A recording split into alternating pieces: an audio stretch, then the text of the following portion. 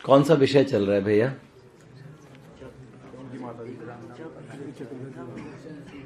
सुदर्शन सिंह चक्र जी का जीवन चरित्र चल रहा है। उसमें हम कहां तक पहुंचे?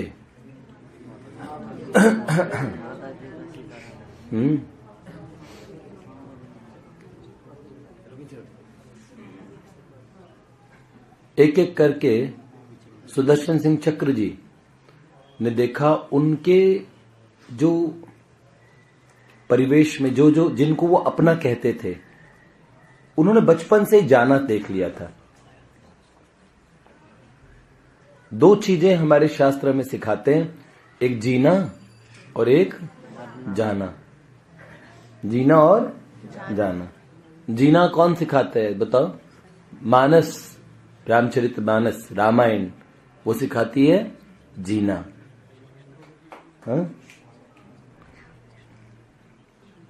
और भगवत गीता सिखाती है जीना। पर भगवत गीता जाना भी सिखाती है। और भागवत जी क्या सिखाती है? जाना। जो कभी जाओगे तो भागवत, लोग तो जाने के बाद भी सुनते हैं भागवत, है ना? भूत बन के भी फिर डिमांड करते हैं भागवत सुना दो। तो पहले ही भागवत सुन लें तो फिर भूत न बनना पड़े। तो जाना आना चाहिए हम लोगों को। बोला ना, एक बार किसी की दादी रामायण का पाठ कर रही थी, रामकृष्ण प्रभु, तो उससे बोला क्या कर रही हैं ये? तो उन्होंने बोला ये फाइनल एग्जाम की तैयारी कर रही है, अंतिम परीक्षा। तो सही बात है। तो कल तक हमने सुना सुदर्शन सिंह चक्र जी के जीवन चरित्र में कि कैसे उनकी माता जी और योगियों की तरह उनका मस्तक फटा और भगवान के धाम चली गई।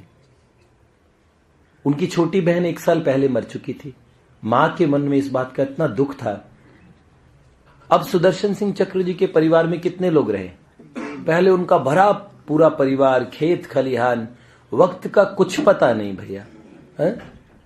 हमेशा जब इस बात को गौर से देखोगे तो अपने मन में ही लगेगा, क्यों तूने मन उलझाया ये झूठे बंधन सारे, तेरे जाते ही तुझको भूलेंगे तेरे प्यारे, हरि नाम एक साथ में जाए रे, आप कटे क्षण में सुख पाए रे। सिया राम, सिया राम, राम राम, सिया राम।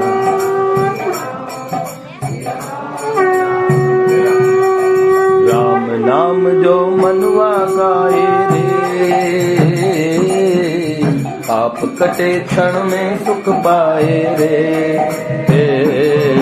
सिया राम, सिया राम, सिया राम, राम राम, सिया राम। भगवान के भंवरे के भी दर्शन करना भैया। भगवान के भंवरे के भी दर्शन करना। भंवरा ब्रिज बिहारी, ये ब्रिज बिहारी, ये राघव प्रभु ने बोला कि भगवान के भंवरे के दर्शन कर लो। ये ब्रिज बिहारी भंवरा है। तो पहले लगा भैया राघव जी आज सेवा में। हाँ, मैं भी यही समझ रहा था, पीले पीले कपड़े में। नहीं, आज फेशियल। अच्छा, आज काले राघव है भाई। आज बहुत ही सुंदर लग रहे हैं। क्या बात है, ये पगड़ी भी बड़ी जैसी, बड़ी तो है, बड़ी तो है ये, लेकिन ये पगड़ी रेडीमेड है। हाँ? नहीं, सुंदर लग रही है भाई साहब। न्यूट्रल बन के देखो, थोड़ी बड़ी है लेकिन बहुत खूबसूरत लग रही है। अच्छे के फेवर में कौन कौन है? हाथ ऊपर करना। अरे वाह, ठीक है। अब वो बताइए जिन्हें कम अच्छी लगी।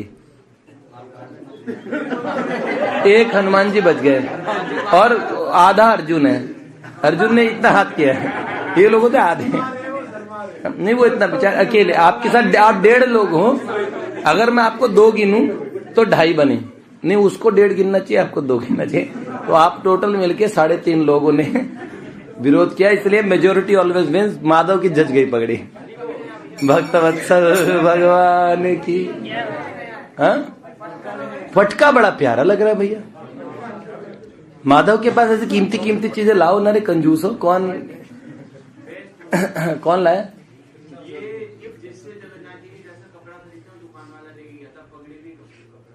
ऐसे गिफ्ट दे गया माधव, बड़ा पर एक पता नहीं, एक दिन किसी की दुकान ही गिफ्ट ले ले, इनका क्या भरोसा। भाई बैठ जाऊं मैं।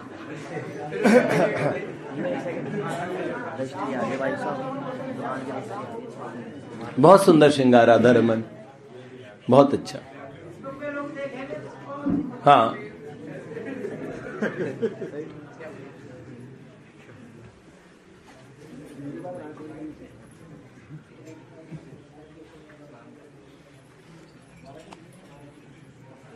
एक बार हम लोगों में से ही चर्चा चल रही थी कि इनके खाने के लिए तो चांदी के बर्तन होने चाहिए, पर वो बर्तन कहाँ से लाएंगे? भाई हमारा तो बजट नहीं है इतने सारे बर्तन ऐसे इनके लिए ले आए। ऐसे ही चर्चा चल रही थी। सुदूर कोई बैठे थे, सुबह सुबह ही इन्होंने उनको एकदम पूरा चाबी भर दी, मेरे लिए चांदी के बर्तन भिजवा दो। तो उनके सुबह सुबह मन में ये संकल्प आया, तो उन्होंने फोन किया, भाई मेरा मन कर रहा है कि इनके लिए कल चांदी के बर्तन भिजवा दूं। मैंने कहा भैया मैं क्यों मना करूं, माधव और इनके बीच की बात है, खुद से तो हैसियत है नहीं खुद की तो खरीद के देने की, कल को बोलेगा कि खुद दे दे नहीं तो फिर हमने बोला जो आपकी मर्जी जी है। नहीं तो मैंने तो सोचा था स्टील की थालियों में हम खाते थे, तुम खा लो, पर ये भी रईस हैं है? क्यों भैया कन्हैया? कल हमने अब देखिए, जब जीवन में इतना दुख हुआ तो सुदर्शन सिंह चक्र जी के पिताजी, उनके मन में आया कि देखो गांव की याद आने लगी। देखो मुसीबत में पड़ते तो हम अपने देश को याद करते हैं, कभी कभार हम किसी बात पे नाराज होकर अपना घर बार छोड़ के कई परदेश चले भी जाएं तो अपनी मातृभूमि हमेशा याद आती है। महाराष्ट्र में इतनी दूर वर्धा जिले में बैठे हुए आज जब मुसीबत में पड़ गए तो अपने घर अपने परिवार को याद करने लगे। उन्होंने कहा मैं कहां चला आया, 5 से 6 सालों में हमारी एक विधवा बुआ को घर में छोड़ के आया था। उन्होंने विधवा बुआ को छोड़ा था, अपनी बुआ को, सुदर्शन सिंह जी के पिताजी ने अपनी बुआ को छोड़ा था। तो उन्होंने कहा मैं गांव छोड़े हुए मुझे इतने दिन हो गए, अब मैं गांव जाऊं। तो आए थे हम लोग 5 लोग और आज हम लोग कितने बचे? 3 लोग। मेरी बेटी मर चुकी है, मेरी पत्नी मर चुकी है। उधर बुआ की सेवा किसने की होगी है? देखो फूल सी बच्ची को नहीं बचा सका, अपनी दुख सुख के संगनी पतिव्रता सदाचार की मूर्ति धर्म की देवी स्वरूपा को नहीं बचा सका है। एकांत में जब वो होते तो वो अचानक अपना संयम खो बैठते और उन्हें लगता सारी जमीन धसकने लगी है और गंभीरता के अतल सागर में स्मृतियों की लहरें उन्हें आक्रांत कर देती और अपनी पत्नी को याद करते, भाई तुम ही तो मेरे हृदय का बल थी, तुम जैसी अमूल्य नारी रत्न को पाकर मैं कंगाल ही रह गया। देखो कैसे चुपचाप घर बार छोड़ के मेरे पीछे चल दी, एक बार भी मुड़ के नहीं देखा। भूल तो मेरी थी, अगर अपने बड़े भैया की बातें सुन लेता, थोड़ा गांव में ही पड़ा रहता तो क्या बुरा होता, उस बच्ची को निमोनिया न लगता, ना हम गरीबी में आते, ना इस तरीके की हालत की हमारे पास वस्त्रों की कमी होती, भाई फिर ठंड न लगती बच्ची को। आदमी बाद में बहुत सारी चीजें सोचता है, ऐसा न होता तो ऐसा होता, लेकिन जो नियति को मंजूर होता है, भगवान के सबसे प्रियतम प्रेमास्पद भक्तों के जीवन में जो घटनाएं घटी है, किसी के आस्तिक नास्तिक होने से ये कायनात नहीं बदल जाएगी। आप भगवान की भक्ति करते हैं और एक लोटा जल शंकर भगवान पे चढ़ाते हैं, सूर्य भगवान को अर्घ्य देते हैं, आप ये बंद कर दें तो ये सृष्टि का सिस्टम नहीं ठप हो जाएगा है? लेकिन अपने लोगों के जीवन में एक अभाव रह जाएगा, अपने लोगों के जीवन में एक अभाव रह जाएगा, हम रीते रह जाएंगे। हम भगवान को छोड़ दें है, को कभी न बिसारी हो, एक भक्त बोलते हैं है? चाहे लाख लोग मिल जाई, हमसे तुमको बहुत है, तुमसे हमको नहीं। सारी सृष्टि उनकी पूजा करती है, हैं? जब भगवान सूर्य निकलते हैं, हम नहीं उनका वंदन करते तो कितने पंछी सुबह सुबह सूर्य का कलरव करना शुरू कर देते हैं। सूर्य के प्रकाश में हैं बादल दौड़ते फिरते हैं। भगवान अपना स्वागत अपनी सब चीज खुद ही करा लेते हैं भैया। अपनी पत्नी की और अंत में याद उनकी स्मृतियों से हताश होकर वे गांव जाने की लालसा छोड़ देते कि भाई लोग सोचेंगे कि देखो सब कुछ लुटने पे आए हैं, लेकिन मातृभूमि का मोह छूटा नहीं। अपने खेत खलिहान, अपने मित्र, अपने गाय रंभाती गायें हैं, गांवों का जो दर्शन होता है बड़ा प्यारा होता है। गोधुली मंडल गगन पे जो गाय लौट के आती थी, हमारा खेत था, हमारे कितने मित्र थे, गांव में कितने लोगों को हम काका चाचा ताऊ, ये संबंध शहरी लोग ये सब भूल गए, लेकिन गांव में ये होता था। भारत का गांव बड़ा प्यारा था।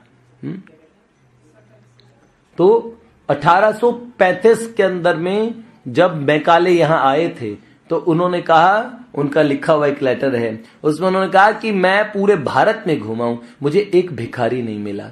इस देश के गांव इतने समृद्ध होते हैं, अपने आप में उन्हें बाहर जाके किसी से खरीदने वरने सब चीजें आपस में सब एक दूसरे पे परस्पर निर्भर है। कोई क्राइम नहीं होता, ताले यहां लगाए नहीं जाते। इतना अच्छा देश, हाँ वो धर्म पे चलता था। जहां आसमान से बातें करते मंदिर और शिवालय, मंदिर और शिवालय। जहां किसी नगर में किसी गांव में कोई न ताला डाले, कोई न ताला डाले। जहां चैन की बंसी रोज बजाता आए सांझ सवेरा, वो भारत देश है मेरा। बहुत सुंदर। सिकंदर जब आया तो उसने बोला हिंदुस्तान सिंध के पार का एक मुल्क दुनिया की खूबसूरती से भरा हुआ है? सच में बहुत बहुत बहुत दूर दूर से कभी फ्रांस के यात्री आते थे। भव्य देश ये, नालंदा जैसी यहाँ पे यूनिवर्सिटीज थी, तक्षशिला जहां लोग एडमिशन लेते थे हजारों साल पहले, ज्ञान मूर्धन्य ज्ञानी लोग यहाँ रहा करते थे। ऐसा देश है हमारा। और गांव इसका आधार थे। तो शस्य श्यामला धरा के अदम्य आकर्षण ने और उनके पदों को बढ़ा दिया गांव की तरफ। गांव में पहुंचे 1926 फरवरी महीने में है। रामकिशोर जी अपने बड़े बेटे सुदर्शन जी के एग्जाम थे उस समय, तो उन्हें वर्धा में ही छोड़ के आए हैं और छोटे बेटे सवरू को लेकर गांव लौटे। गांव में देखा तो बूढ़ी बुआ बिलखने लगी। बोला बेटा मुझे समाचार मिला, क्या मेरी सच में मेरी लक्ष्मी जैसी बहू स्वरूपा और छोटी खिलौने जैसी बच्ची चली गई। बहुत रोई। मेरे बच्चों पे देखो कैसी विपत्ति आ पड़ी। आसपास की स्त्रियां बुआ को सांत्वना देने लगी, पुरुष लोग भी इकट्ठे हो गए, सबने बड़ी ढाढ़स बंधाई। देखो ये गांव की बात है। शहरों में कोई मर जाए पड़ोसी उसको कोई सांत्वना दे या न दे, ऐसी बात। तो उन्होंने कहा, अब गांव के श्री बद्री तिवारी थे, उन्होंने कहा भैया मेरी बात मानो, वापस लौटाओ। परदेश में कौन ठिकाना है, अपना कौन है, घर में सब मिलजुल के रहते हैं, कम ज्यादा मिल बांट के खा लेते हैं। अपने घर की बात है, अपने गांव में लौटाओ। हैं? अब रामकिशोर सिंह ने भी कहा भैया तुम्हारी बात सच है, किंतु यहां रहकर मैं क्या कर सकूंगा, बच्चे कहां पढ़ेंगे, हैं? उनका भविष्य कैसे बनेगा। तो उन्होंने कहा क्या बात करते हो ठाकुर साहब, इतनी जमीन जायदाद है आपकी, धरती कभी बांध छोड़ी होती है, सोना उगलती है, आपके पास तो इतनी धरती इतने खेत है? तो उन्होंने बोला, सबने समर्थन किया उनका, पर बड़े भैया ने तो जमीन बटाई पे दे दी, वो मुझसे बड़े हैं, मैं उनका विरोध नहीं कर सकता। उन्होंने कहा भैया तुम्हारा भी तो आधा हिस्सा है, वो रहते कहाँ हैं, आधी जमीन वैसे भी तुम्हारी है, घर पूरा खाली पड़ा है। अच्छा तुम्हारा बड़ा बच्चा सुदर्शन का है। तो उन्होंने बोला चाचा उसको तो हमने पढ़ने के लिए भेज रखा है। उन्होंने बोला बस आगे कोई आर्ग्यूमेंट मत करो, कोई तर्क मत करो और उस बच्चे को ले आओ, अब इस गांव में दोबारा आके बस जाओ। हैं? जब तुम्हारी चर्चा होती है तो गांव के सब लोगों की आंखें गीली हो जाती है, क्या तुम्हें हम लोगों की गांव की याद नहीं आती। भृगु गोत्री राम खिलावन सिंह ने कहा, देखो तब रामकिशोर सिंह की आंखें भर आई। उन्होंने कहा भैया इसीलिए तो इस गांव में अपनी मातृभूमि में लौट आया। ये बात देखी तो उमंग में भरे राम खिलावन सिंह रामकिशोर सिंह के गले से लग गए और कहने लगे, भैया देखो, आपका छोटा भाई रामाज्ञा सिंह नहीं रहा तो मैं तो हूं ना, उसकी बराबरी मैं करूंगा, किसी भी सेवा में कोई कसर नहीं छोड़ूंगा। आज से मैं आपका छोटा भाई हूं, हैं, आप लौट आओ। सब लोगों ने कहा, ठाकुर साहब जो हो गया उसे छोड़ो, अब संभाल लो, लौट आओ अपने गांव में।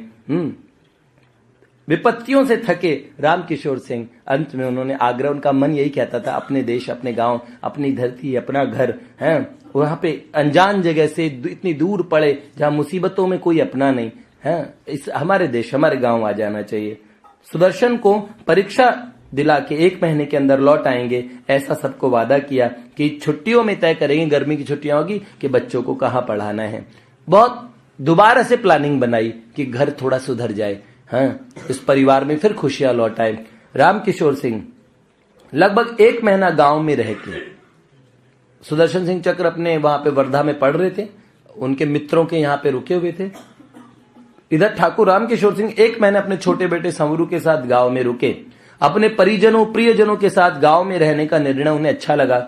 4 अप्रैल 1926 को काशी की ट्रेन में चढ़े। रास्ते में उनका स्वास्थ्य बिगड़ने लगा। बालक संवरू बार बार पिता से पूछता, अब देखो सुदर्शन सिंह चक्र साथ में नहीं थे, उस समय पिता के साथ में था उनका सुदर्शन जी का छोटा भाई, अब वो छोटा था, तो बार बार पिता से पूछता, बाबू कैसा लग रहा है, पानी पिएंगे? बच्चे के आग्रह से 2-2 घूंट पानी पीते रहे। अत्यधिक सोच विचार, संभवतः मानसिक तनाव से उन्हें चक्कर आने लगे और ब्लड प्रेशर, रक्तचाप से शरीर पर नियंत्रण नहीं रहा और दुर्ग स्टेशन आते आते मूर्छित हो गए। यात्रियों ने और पुलिस की सहायता से उन्हें नागपुर स्टेशन पर उतार लिया। मेयो हॉस्पिटल नागपुर में भर्ती कर दिया। 12 वर्षीय संवरू पिता के सिरहाने आंसू बहा रहा था। उस समय सुदर्शन सिंह चक्र जी 14 वर्ष के हो चुके थे। उसने पिता की जेब से कागजों को निकाला और भेलहटा गांव का पता मिल गया। पुलिस वालों ने गांव में और वर्धा में दोनों जगह सूचना दे दी। चिकित्सकों ने बताया कि इनको ब्रेन हेमरेज हो गया, ये कोमा में चले गए हैं। सूचना मिलते ही सुदर्शन वर्धा से अपने पिता के परिचित घनिष्ठ मित्रों के साथ में और नागपुर की तरफ चल दिए। अस्पताल में पहुंच के उन्होंने देखा पिता मूर्छित पड़े हैं और उनकी चिकित्सा चल रही है। दोनों निरुपाय बालक समीप बैठे बैठे पिता का मुंह देखते रहे। 12 अप्रैल सन 1926 ईस्वी की रात को पिता ने शरीर त्याग दिया। वर्धा से पिता के अन्य मित्र भी आ गए। उन सब ने सुदर्शन ने 13 अप्रैल को मध्याह्न में नागपुर के शमशान में अपने बाल करों से अपने पिता की अंत्येष्टि संपन्न की। अब 2 लोग पूरे परिवार में रह गए। 14 वर्ष 4 महीने का बालक सुदर्शन आज अपने छोटे भाई का अभिभावक और अपने जीवन का संपूर्ण उत्तरदायित्व वहन करने वाला वरिष्ठ व्यक्ति बन गया। भगवान जब किसी को विपदाओं पे कसते हैं तो भगवान उसको तैयार कर देते हैं। मनुष्य जीवन क्षण भंगुर है, ये भगवान के प्रिय भक्तों ने भी इस बात को सहा है। ये सच्ची बात है। इस बात को हमेशा तैयार रहना चाहिए कि न जाने अगली किस घड़ी में क्या हो जाए। इस संसार में जब तक जियो एकदम आनंद से जियो कि जैसे सदा यहीं रहना है, लेकिन किसी भी गली में मौत इंतजार करती हो तो अपना सामान पैक करके जाने की तैयारी में रहना चाहिए। हाँ भैया, आगे हम सुधर जाएंगे, आगे हम ठीक कर लेंगे, शायद आगे की प्लानिंग में कुछ अच्छा करेंगे, अभी हम इस काबिल नहीं है, ऐसा मत सोचिए। कितने अनंत जीवन की यात्रा में हम लोग गिर जाएंगे। 10 अप्रैल सिंह को सुदर्शन सिंह चक्र जी के ताऊ जी, जो बड़े, मैंने बताया, बड़े सदुक्कड़ी स्वभाव के थे और बड़े फक्कड़ थे, पर साधु नहीं थे, झगड़ा करते थे उनके पिताजी से, हैं, और साल भर घूमने निकल जाते थे। सारा अपना बटाई का हिस्सा देकर उन्हें ऐश करना अच्छा लगता था, हैं। तो वो बिल्कुल, आज ठाकुर आदित्य सिंह जब भेलहटा गांव आए तो गांव की बूढ़ी बुआ ने, बद्री तिवारी ने, आसपास के लोगों ने बताया कि देखो तुम्हारे भाई वर्धा में कितना दुख पा रहे हैं। उनकी पत्नी संसार छोड़ के जा चुकी है, उसकी छोटी बेटी भी संसार छोड़ के जा चुकी है। देखो तुम्हारा ही छोटा भाई है, तुम्हें कितना सम्मान करता था, कभी तुम्हारे सामने नहीं बोला। आज के युग में ऐसा भाई होता है क्या? सारी हिस्से का वो उसका भी बराबर का हिस्सा है, पर सब छोड़ के तुम्हारे लिए सदा के लिए निकल के यहां से चले गए हैं। तुम्हारा भाई आधा हो गया है सूख कर, हैं। 6 साल कम नहीं होते। जरा देखो, घर में भजन पूजा पाठ कथा कीर्तन में उसका समय बीतता था। रामाज्ञा सिंह मर गया, इसमें उसका क्या अपराध? बहू चली गई, देखो, हैं, तुम क्या कर लोगे? अब वो बिल्कुल अकेले हैं। सब सुन के आज बड़े भाई के मन में छोटे भाई के प्रति ममता आई। और जब उन्हें पता लगा कि उनकी पत्नी दुल्हन भी एक्सपायर हो चुकी है, तब उनका क्रोध चला गया। उसने सोचा, सचमुच राम किशोर सिंह अकेला रह गया बेचारा, कभी मेरी बात कभी अवज्ञा नहीं की। उसके दोनों मासूम बच्चे बिना मां के हो गए। अब अपने वंश के लोगों के प्रति पहली बार इस फक्कड़ आदमी के मन में भी मोह जागा। वैसे इसे दीन दुनिया से कोई मतलब नहीं था, अपनी मस्ती में ही रहता था, लेकिन आज उसे चौपाल में गांव के लोग खड़े हुए हैं, सब लोग खड़े हुए बात कर रहे थे, समझा ही रहे थे। उसी समय डाकिये ने आके पूछा, रामकिशोर सिंह ठाकुर रामकिशोर सिंह का घर कौन सा है? लोगों ने कहा, हाँ भाई यही है। उन्होंने तार पकड़ा दिया। बद्री तिवारी ने अपने पुत्र जगदीश को पढ़ने को दिया। आशंकित होकर जानने की जिज्ञासा में खड़े रह गए। जगदीश तिवारी ने पढ़ के कहा, Ramkishore Singh is serious, come soon. Thakur Ramkishore Singh serious हैं, आप जल्दी आइए। पता मेयो हॉस्पिटल नागपुर का था। ओहो, ये लो, जिसकी आशंका थी वही हो गया। बद्री तिवारी ने चिंता व्यक्त करते हुए कहा। तो उन्होंने कहा, क्या हुआ मेरे भाई को? आदित्य सिंह ने पूछा। तो उन्होंने कहा, अब रामकिशोर सिंह गंभीर रूप से बीमार है, मेयो हॉस्पिटल में नागपुर में भर्ती है। हे भगवान, साथ में 2 छोटे बच्चों को छोड़ के कोई नहीं है। कहते हुए राम खिलावन रोने लगे। तो उन्होंने कहा, अरे ये क्या हो गया, मैं जाता हूं इसी समय। हैं उदास मन बिना जल पिए आदित्य सिंह उठ के चले गए। वे सोचने को विवश हो गए, कैसा भी हो भैया मेरा भाई है, मैंने सचमुच उसके साथ न्याय नहीं किया, अपनी तानाशाही चलाता रहा। वाराणसी काशी स्टेशन पर पहुंचकर ट्रेन की प्रतीक्षा करते हुए ट्रेन में पैर रखा कि छींक हुई, दिल धड़कने लगा। ये क्या, शगुन भी विपरीत दिखाई देने लगे, लगता अब शगुन हो रहा है। अगले दिन सूर्यास्त के समय नागपुर पहुंचकर हॉस्पिटल के बाहर पहुंचे ही थे कि सामने से देखा, मुंडित केश, श्वेत वस्त्र कंधे पर लिए सुदर्शन पिता का अंतिम संस्कार कर 20-22 लोगों के साथ लौट रहे थे। साधु वेश आदित्य सिंह के हृदय में प्रथम बार बच्चों के प्रति स्नेह जगा। सुदर्शन ने जैसे ही चरण छुए, उन्होंने दोनों बालकों को हृदय से लगा लिया। दोनों बालकों को लेकर वे आरवी वर्धा आए। गर्वितों के प्रति आक्रोश। ये आदित्य सिंह ने सुदर्शन को आदेश दिया, तुम्हें मेरे साथ गांव चलना होगा। आदेश मानी बच्चे ने और अपने छोटे भाई समरू को अपने बड़के बाबू ताऊ जी के पास घर में बिठाकर सेठ के यहाँ पहुंचे। सुदर्शन सिंह चक्र जी के पिताजी सेठ के यहाँ रुई मिल में काम करते थे। तो सुदर्शन सिंह चक्र जी को उन्होंने बताया था कि मेरे 800 रुपए सेठ के पास जमा हैं, बही खाता नंबर 2 में, और इसे अंकित किया गया है। तुम्हें जब भी धन की आवश्यकता पड़ी तो बेटा इनसे ले लेना। तो सुदर्शन सिंह गए, मेरे पिता का देहांत हो गया है, हम लोग अपने बड़के बाबू के साथ गांव जा रहे हैं। पिताजी ने मुझे बताया कि आपके पास 800 रुपए जमा है, वे रुपए आप हमें दे दीजिए तो हम लोग सुविधा से घर जा सकें। सेठ ने आंखें कपाल पे चढ़ाते हुए कहा, यहाँ तो तुम्हारा कोई रुपया जमा नहीं है, तुम्हारे पिता रामकिशोर सिंह ने यहाँ कुछ भी जमा नहीं किया। मेरे पिता कभी झूठ नहीं बोलते, मेरे पिताजी का नाम तो आपको स्मरण है और रुपए याद ही नहीं या जानबूझ के भूल गए हैं। सुदर्शन ने निर्भीकता पूर्वक स्वर में कहा, तो क्या मैं झूठ बोल रहा हूं? सेठ ने व्यंग से कहा। उन्होंने बोला, हाँ आप झूठ बोल रहे हैं और सब समझते हुए अनजान बन रहे हैं। सुदर्शन ने दृढ़ता से कहा, तुम बच्चे हो, घर जाना चाहते हो तो 10-20 रुपए ले जाओ, घर पहुंचने को पर्याप्त है। सेठ ने दया दिखाते हुए कहा। उस सेठ ने मन में सोच लिया था कि पिता तो मर गए, छोटे छोटे बच्चे मेरा क्या बिगाड़ लेंगे। बच्चे ने तुरंत कहा, मुझे आपकी कृपा की भीख नहीं चाहिए, मुझे तो मेरा स्वत्व, मेरे पिता की धनराशि चाहिए। सेठ के चुप रहने पर सुदर्शन ने क्रोध और घृणा से सेठ की ओर देखा और तुरंत घर लौट पड़े। निराश मन से घर आकर पढ़ने वाली टेबल, कुर्सी, पलंग, ओढ़ने बिछाने के वस्त्र तथा बड़े बड़े बर्तन, डैग, कलशे आदि और बेचकर छोटे भाई समरू और बड़के बाबू आदित्य सिंह के साथ गांव की ओर चल पड़े। 14 वर्षीय किशोर ने कभी सोचा नहीं था कि इस परदेश में अपने छोटे भाई के साथ वो अनाश्रित हो जाएगा। सेठ से आक्रोश प्रकट करने का समय नहीं है। आज उसकी इस तेजस्विता का महत्व समझने वाला कौन है? आज कौन है जो उसे मनुहार करके मनाएगा? विचारों में खोए खोए सुदर्शन ट्रेन में ही भाई संवरू के सर पर हाथ तक कब सो गए पता नहीं चला। स्वयं प्रातः 4 बजे के लगभग जाग गए। जागते ही सेठ की व्यंग पूर्वक हंसना उनका चित्त को क्षुब्ध करने लगा। ओहो, क्या इसी को संसार कहते हैं? सेठ ने कैसे मना कर दिया? मेरे पिता कितने सत्यवादी और बात के पक्के रहे। उन्होंने स्पष्ट कहा था, सेठ पर मेरे 800 रुपए जमा हैं, कष्ट मत पाना, आवश्यकता पड़ने पर ले लेना बेटा। अब अपना और छोटे भैया का जीवन भगवान के सहारे है। पूर्वाभ्यास के पाठ से स्वतः शब्द निकलने लगा, सब सुख लहे तुम्हारी शरणा, तुम रक्षक काहू को डरना।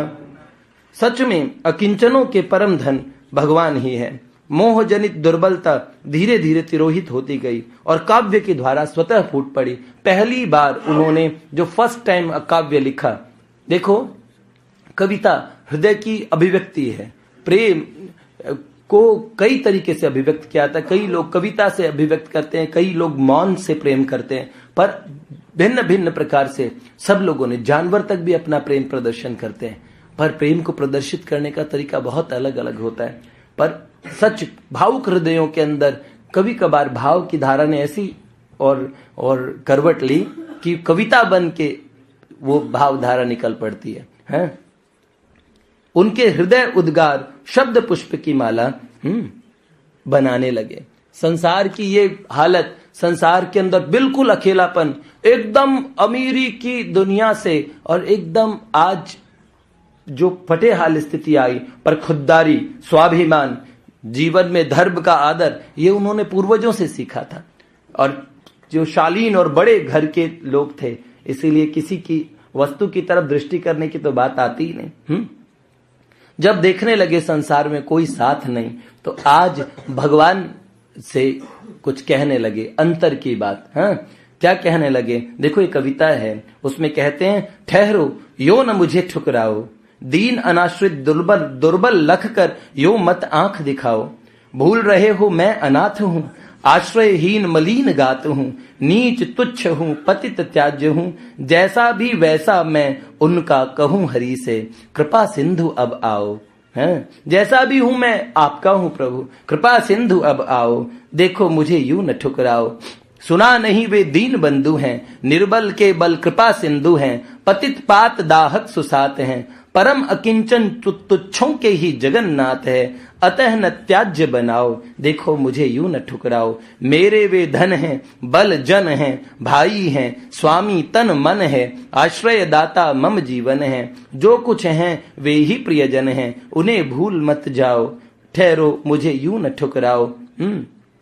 अश्रु बहाता जब मैं रोकर, आर्त दीन प्रति आतुर होकर उसे पुकारूं, तब वह आकर ले लेगा अपनी गोदी में अश्रु पोंछकर, कह देगा सुख पाओ, देखो मुझे यूं न ठुकराओ। पछताओगे तब अपने को, दोष न फिर कुछ देना हमको, परम अकिंचन ही प्रिय उसको, ज्ञान प्राप्त हो अब भी सत्वर भाई तुमको, मन प्रियतम में लाओ, ठहरो यूं न मुझे ठुकराओ। अनुभवहीन सुकुमार बालक सुदर्शन की आंखें भर आई। तभी अंतर में पिता की स्नेहिल स्वर सुनाई दिया। उन्हें लगा अंतर में उनके पिता उन्हें कुछ कह रहे हैं। पिता उन्हें कह रहे, बचवा जिसका कोई नहीं होता, उसके रक्षक और सहायक भगवान हैं, तुम उन्हीं का सहारा लो, वही कल्याण करेंगे। बस आश्वासन भरी वाणी सुनकर सुदर्शन का आकुल मन अपने परम धन, परम आश्रय भगवान को पुकार उठा। नेक्स्ट जो कविता है वो बहुत सुंदर है? माधव और पुकारूं किसको, माधव और पुकारूं किसको, तेरे बिना बता तो भाई, आश्रय और भला क्या मुझको। ओहो यही जग का नाता है, केवल स्वार्थ दृष्टि आता है, हृदय न कोई लख पाता है, अरे करूं क्या। धनी जनों के सब साथी हैं, निष्ठुर होकर त्यागा मुझको, माधव और पुकारूं किसको। अब तक बातों में भूला था, हृदय नहीं मैंने जाना था, धोखा ही सारा धोखा था, मुग्ध हुआ मैं, कितनी मीठी थी वह वाणी। उनको अपने बचपन की वो वाणी ध्यान में थी कि उन्होंने बचपन में कई बार सुना था, कोई उन्हें बुलाता था। कितनी मीठी थी वह वाणी, अमृत बना विष दिया दीन को, माधव और पुकारूं किसको। अच्छा अब तो शरण तुम्हारी, अच्छा अब तो शरण तुम्हारी, क्या होगी सुधि तुम्हें हमारी, क्या अपनाओगे गिरधारी, अथवा तुम भी ठुकराओगे ओ करुणा में इस अशरण अनाथ दीन निर्धन को। माधव और पुकारूं किसको, मृत्युदान दो या ठुकराओ, अथवा प्रिय अब तो अपनाओ, मुझको आज सनाथ बनाओ, मोहन देर करो मत, मोहन देर करो मत, दया करो आओ अपनाओ, क्यों न दया आती है तुमको, माधव और पुकारूं किसको। ऐसे कह के अब हम इसका जो अगला भाग है वो कल सुनेंगे, ठीक है। आज सेठ जी का विचार, भाई जी का।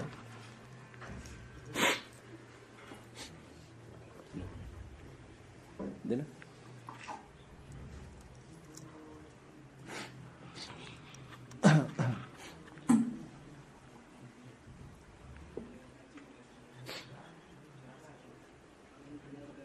देखिए, आज 8 तारीख है क्या 7 है?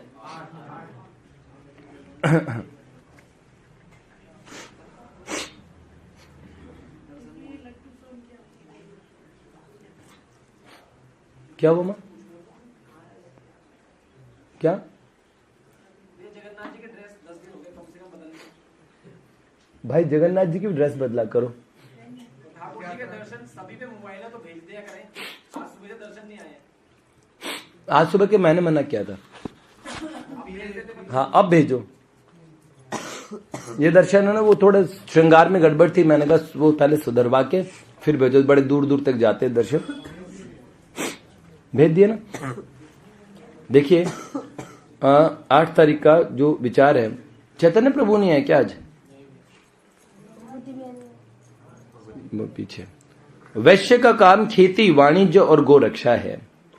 नंद बाबा दूध दही बेचने का और गायों का पालन करने का काम करते थे। केवल ब्याज के पैसे का जो अन्न है वो विष्ठा के समान है। जो खाली ब्याज के ऊपर जिंदगी चलाते हैं ना, वो ठीक नहीं है। अब ये बैंक इंटरेस्ट वगैरह उस ब्याज में नहीं आते। आप ब्याज का भी अंतर समझना। आजकल ब्याज कई तरीके का होता है, जिस सूदखोरी जिसे बोलते हैं ना।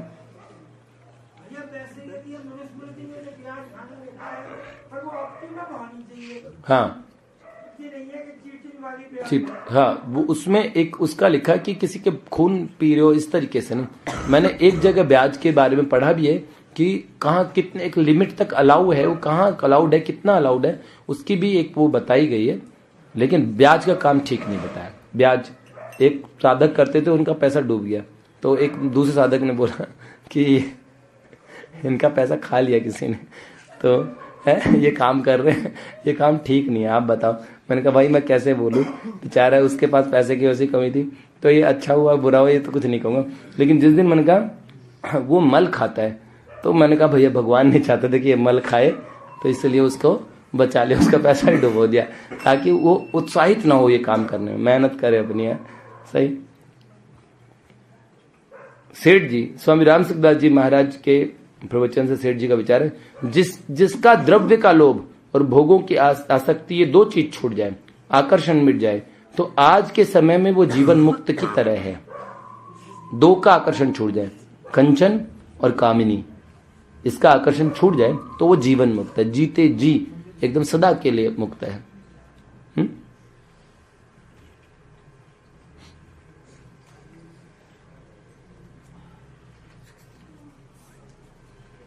8 जनवरी। सच्ची सिद्धि तो अंतःकरण की शुद्धि है। सेठ भाई जी कहते हैं सच्ची सिद्धि अंतःकरण की शुद्धि है, जिसमें भगवान के सिवा दूसरे को स्थान ही नहीं रह जाता। जब अंतःकरण शुद्ध हो जाएगा, भगवान ही भगवान रहेंगे, भीतर बाहर आपको हर जगह वो दिखेंगे ही, वो कोई और चीज का स्थान रहेगा ही नहीं। बाहर जो व्यक्ति मिलेगा उससे आप इतना प्रेम से मिलोगे, जो भी रिश्तेदार वो कहेंगे यार तुम में तो बड़ा आनंद आ गया, यार तुम्हारे पास तो बैठना बड़ा अच्छा लगता है। ना आप इरिटेट होगे ना कोई दूसरा आपसे इरिटेट होगा। जैसे जैसे क्रमशः ये स्थिति व्यक्ति में बढ़ती है, जैसे जैसे उसके भगवत भाव बढ़ते हैं, वैसे वैसे उसका संग उसके साथ कल्याणकारी भी होता है, उसके साथ प्लीजिंग भी लगता है, अच्छा भी लगता है, ये भी होता है। क्रमशः भी इस चीज का और प्रकाश होता है ना। लीजिए, आज किसका बर्थडे तो नहीं, कोई सूचना नहीं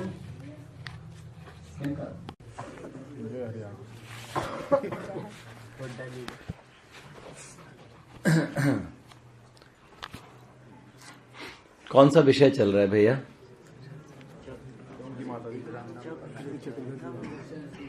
सुदर्शन सिंह चक्र जी का जीवन चरित्र चल रहा है।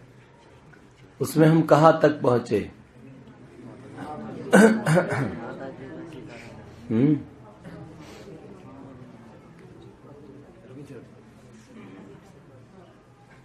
एक एक करके सुदर्शन सिंह चक्र जी ने देखा उनके जो परिवेश में जो जिनको वो अपना कहते थे, उन्होंने बचपन से जाना देख लिया था।